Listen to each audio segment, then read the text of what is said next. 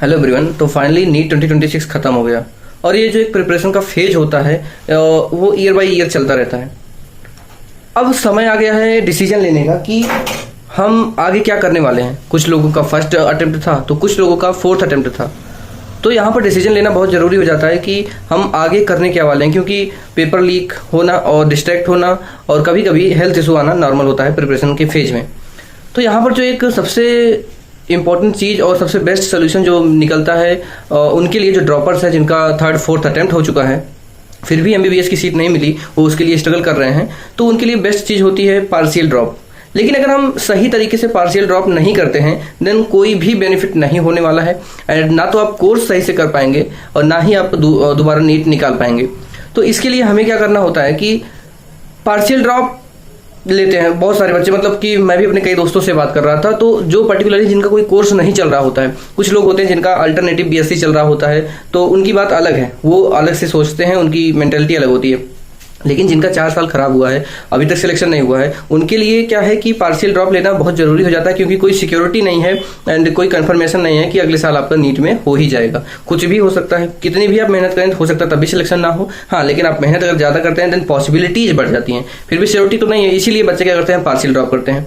And partial drop की अगर हम बात करें तो सबसे बेस्ट चीज़ जो होती है, आपका काउंसलिंग एंड सिलेक्शन होते होते जो है, किसी भी कोर्स में कर रहे हैं आप, BAMS कर रहे हैं, BDS कर रहे हैं, BHMS कर रहे हैं, या फिर वेटनरी कर रहे हैं, BPT कर रहे हैं, या फिर BSc नर्सिंग कर रहे हैं, तो काउंसलिंग होते होते सितंबर से नवंबर हो जाता है, ठीक है। तब जाके नवंबर तक आपकी क्लासेस स्टार्ट होती हैं नए बैच की।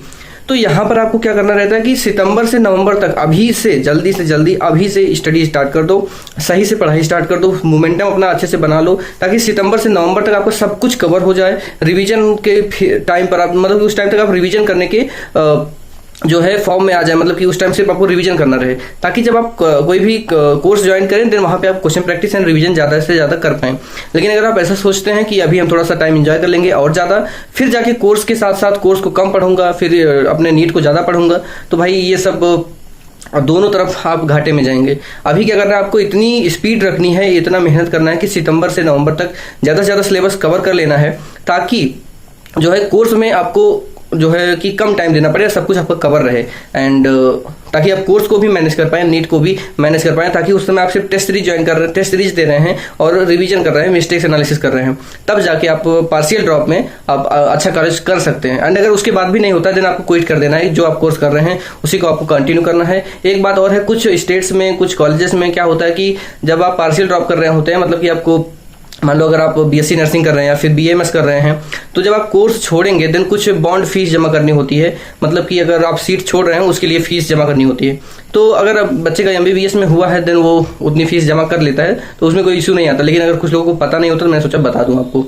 तो अगर आपने क्या डिसाइड किया है, वैसे भी नीट पेपर लीक होने के बहुत जो है केसेस सामने आ रहे हैं नीट 2026 के, आपने क्या डिसाइड किया है, डिसीजन तो अब तक आपने ले लिया होगा। इतने दिन मैंने वीडियो नहीं बनाया ताकि आप थोड़ा सा रेस्ट ले सकें। और आपने क्या डिसीजन किया है और आपकी rank, expected rank and marks आपके कितने आ रहे हैं, कमेंट बॉक्स में जरूर बताइएगा। और फिर मिलते हैं नेक्स्ट वीडियो में। तब तक के लिए पढ़ाई करते रहिए। Thank you very much.